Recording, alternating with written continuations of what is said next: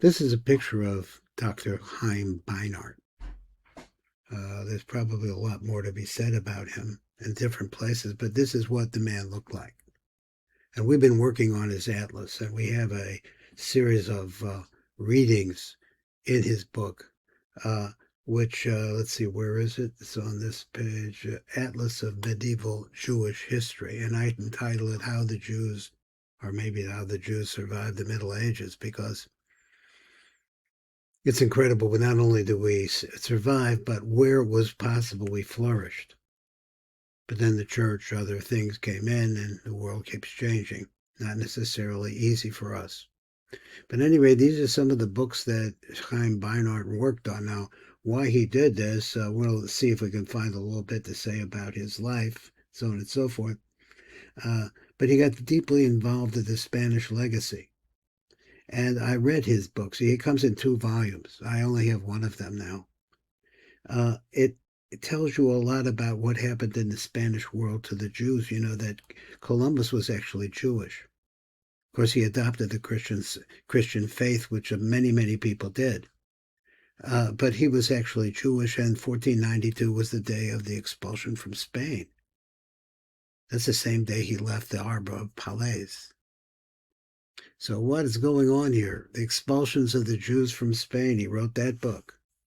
He said, Chaim, but what happened to the Jews? What happened to them? See, there's a whole hidden history here of the Sephardic Jews. Atlas of Medieval Jewish History, that's what we're working on now. Chaim Beinart, Los Conversos, those are people who converted. And the auto, I don't know the rest of the Inquisition. Apparently it seems to be in Spanish.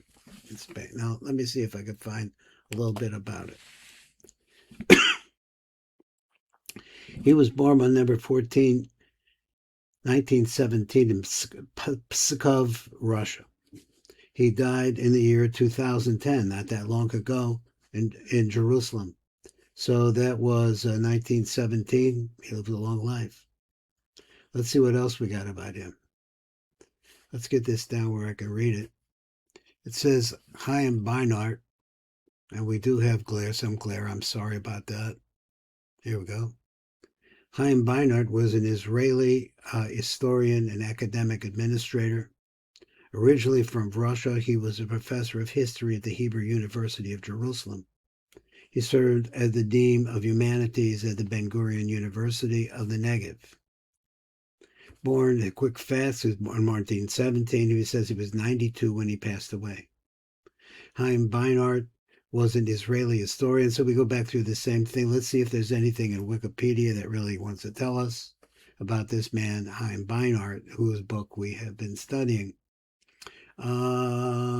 So academic career, biography. Let's see if we got a little bit born of. He was born in November of 1917 in Pascal. So the November 1917, I think the war was over in Russia. Beinart made Aliyah. He studied at the Hebrew University in Jerusalem.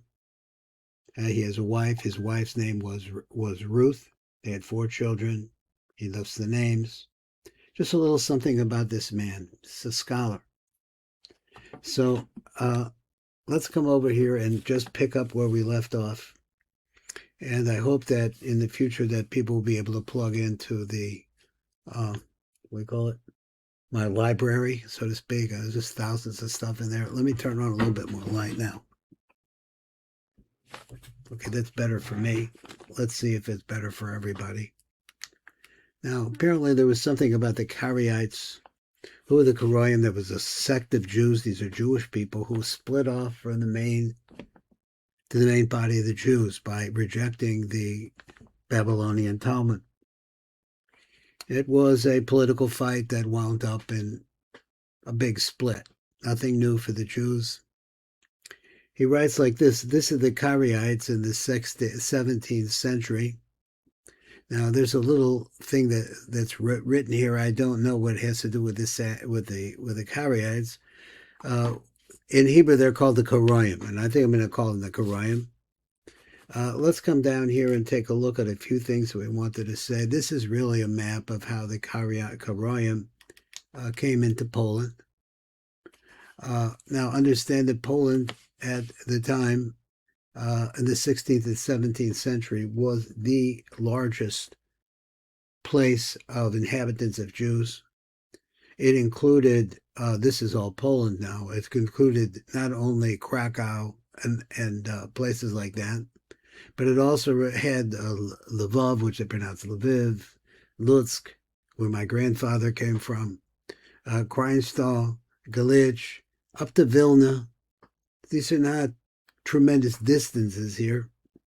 Troki, and we see some, this is Panevesh in Lithuania today, and Birzai, this is all Lithuania, Latvia, this is called Lithuania. It's just Poland, Lithuania. They were in Commonwealth together. So the first one says like this, let's zero in on it, and it's down here. He writes, from the 14th century, Karaim from Crimea reached Poland. So there's always the younger generation. People need to make a living. They go where they can. Poland was one of those places of large concentrations of Jews there. The Jews who had been kicked out of Spain, many of them. Jews were kicked out of Germany, England, France, and wound up in Poland, where we worked. We had worked there. So let's see the first one. It says, in the 14th century, Karaim from Crimea reached Poland. Let's come over here a little bit more. And let's say in the 16th century, young Karaim were sent to Istanbul. Apparently, was a center of the Karaim, to study, and they return as the leaders of a Karai community. Number 3, Karaim sporadically reside in the city of Vilna. So they sometimes in, sometimes out. Now, Vilna is a big Jewish city, as we know, produced the Vilna Gaon. Number 4, the end of the 16th century, the development of literary activity. Isaac Yitzchak ben Avraham of Troiki writes anti-Christian polemic. Boy, to have the nerve to do that, which was called Hizuk Amuna, fortified Amuna. Number 5, the end of the 17th century, Shlomo, Solomon of Troki, writes this phrase, a Pirion Asali. Pirion is like a beautiful perfume, or something which really fragrant, or something very beautiful he made for me. Now, what that's about, I don't know, but Dr. Beinart found these notes, and he wanted to share it with us. Now, this is something else that I'm not sure exactly what it's doing here, but it's written like this. He found this: Sanctuary, the sovereign city of peers, arise from your ruin. Too long have you languished in the valley of tears. The merciful Lord will have pity on you. No longer shall you be ashamed or humiliated. Why are you downcast and disquieted? Why are you, the needy of my people, shall find shelter in Zion, and the city shall be rebuilt on its mound. Now, this is talking about Jerusalem. This is from the Chodesht, which everybody who celebrates Shabbos knows, Come, My Beloved, by Shlomo Alkabetz. Now, this blue spot right here, let me see if it's coming out. Here. Corresponds to the area within Poland itself that the Karaim came to settle. Now, let's read a little bit more. 1 second, I got to get a drink here.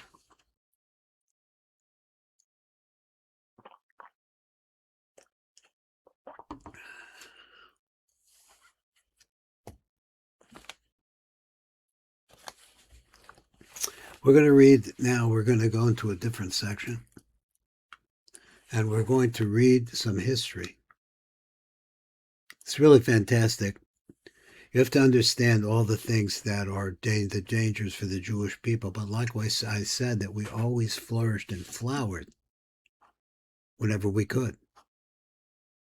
It says like this: Jewish printers and admission of Jews to university for 15th to 17th centuries. So the 15th century is in the 1400s already. This is before the expulsion and then immediately afterwards. So let's see how this goes. About 20 years after Johann Gutenberg developed a new method of printing and printed his 42-line Bible in 1455, there are very verified accounts of Jewish printers printing books in Hebrew. Books printed before 1501 are known as incunabula. Now, how that got that name, I don't know. And at present, there are 175 extant editions of books printed with Hebrew letters. These deal with the whole Bible or various parts of it: biblical commentaries, tractates of the Babylonian Talmud, prayer books, Passover, Agados, and books on halacha. Italy was the cradle of Jewish printing in the 15th century, with presses operating in at least 11 towns, including Pieve di Sacco, Reggio di Calabria.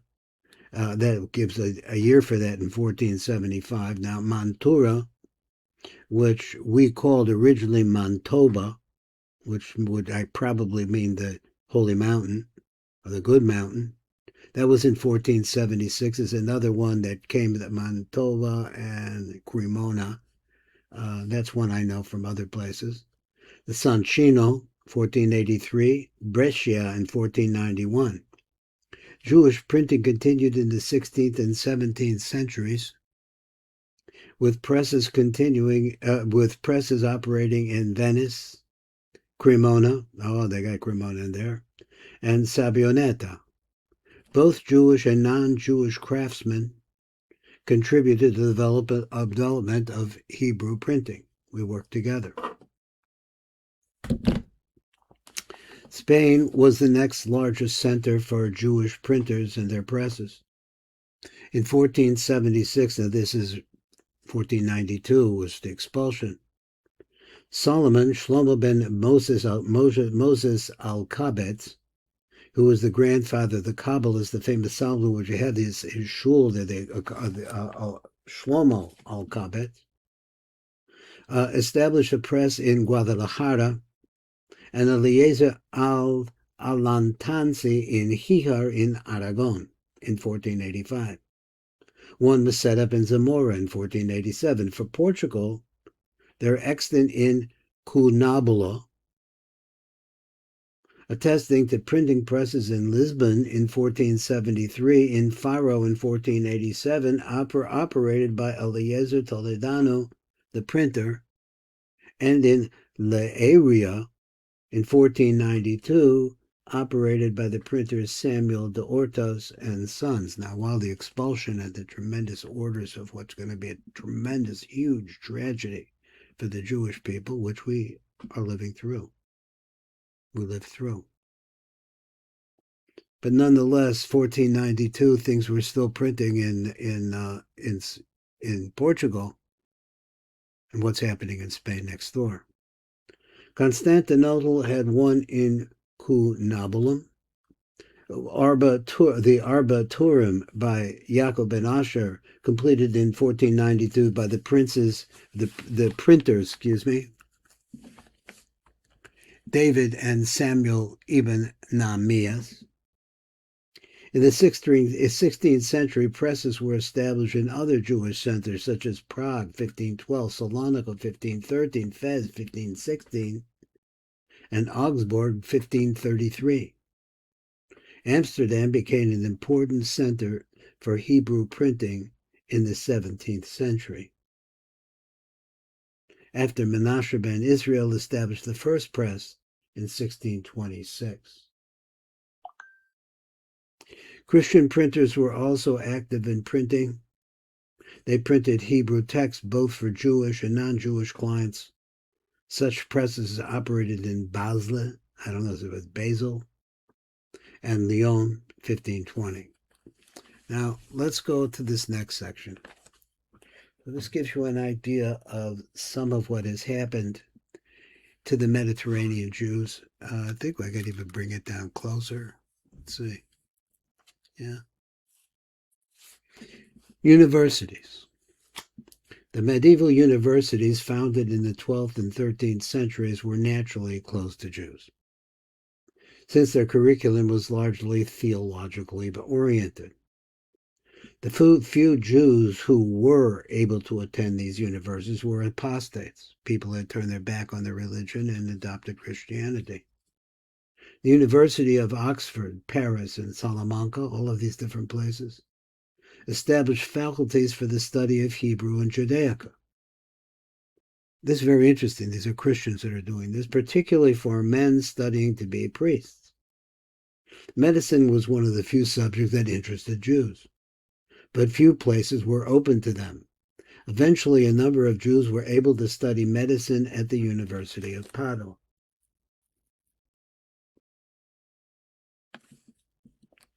At the beginning of the 17th century, a larger number succeeded in gaining admission to Dutch universities, particularly in Leiden.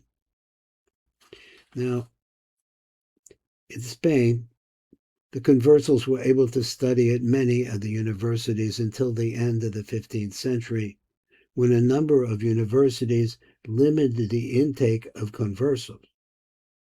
So what did the conversos? These are people who were really Jews, like Columbus, for example, but they adopted the Christian religion in order to get ahead. Especially if you're going to stay in Spain, keep your business, you had to become a Christian. Instead of the mezuzah at the door, you had a crucifix. But inside you knew you were Jewish. Big, big problem. In Spain, the conversos were able to study at many of the universities until the end of the 15th century, when a number of universities limited the intake of conversos. They didn't trust the conversos.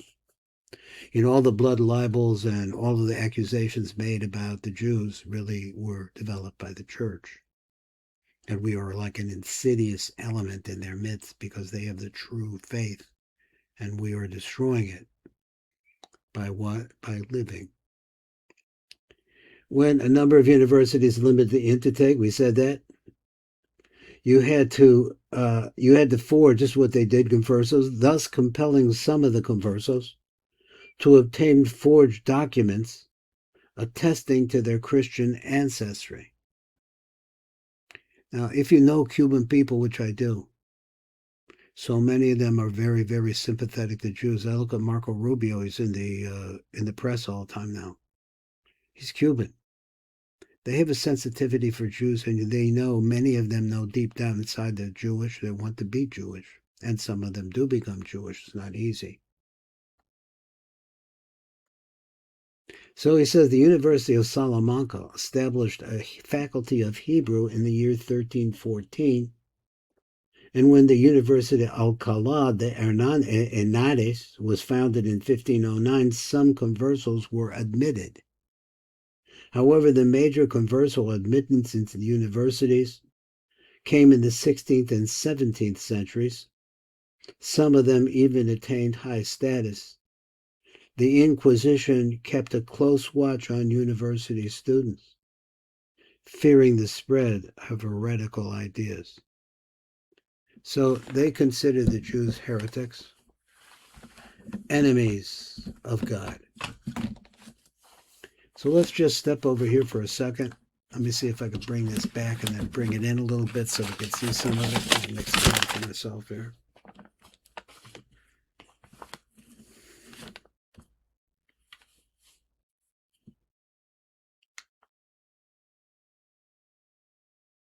This apparently is the printer's mark. I guess they had the printers. I never really paid attention, so they have a special, perhaps a seal or a logo.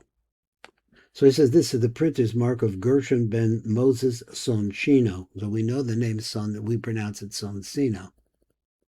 Soncino, one of the most famous and prolific Jewish printers of Hebrew and non-Hebrew books. He was active from the years 1489 to 1534. Now, what we have here, and what he did, he blew this up for us, so we'll take a look. So these are, let me get down here where we can see this a little bit better. Maybe even make it closer, and maybe even shine a light on it so I can see it better. Printing press founded between 1469, that's what it looks like. But the basic idea is all of these places are printing presses. If you wanted to take the time, you could go through each one and find its years, because actually he wrote it. So Antwerp was 1523, London was 1563. But he has a specific area in northern Italy, which, if you study Kabbalah particularly, you'll see that a lot of the printing that took place of the early printed versions came out of northern Italy. These are the first versions. And so he brought it up like this. Now, in the area, let me find some of the names I know. I know these two, Cremona and Mantua, which at, whoa, sorry. So let's start again. These are all pictures of different places where Jewish printing presses took place. I believe they're Jewish. So they range from the era of the 1470s, let's say, and down to the 1700s. This particular mark is a picture of like a Romanesque building, university where Conversos studied, and here we have also the date of the foundation. So let's come in and let's look at it a little bit more. So here was a university in the southern part of Spain called Osuna. In the year 1487, there was a Jewish printing press there. In Faro in 1487, and then you move on to the Alcalá de Henares. All of these different places, they sound very, very non-Jewish to me, non-kosher to me. But that's a feeling that I have from them, and they're all over. But particularly in one place. And that's where he took, and let's do the all over. So the all over, this is England, France, Germany, even getting into Poland, 1514, 1595. But this particular area right here is the area of the greatest concentration, and he blows it up to show you a picture or a further look of the real printing center in northern Italy. So we have these names here: Brescia, Soncino, Verona. Now I see this mentioned all the time: Cremona and Mantua, which at the time was originally called Mantoba, but today it's called Mantua. Torino. Over here in Bologna, there was a university where Conversos were able to study, and etc., etc. To give you an idea, let's look back out. This is Mediterranean Basin. This is Tzfat. There was a printing press in Tzfat in 1557. Damshek of Damascus in 1605. It's pronounced Damasek. At any rate, this is the extent of the Jewish printing presses. Next time we look at this, we'll see the Jews of Italy and go on from there.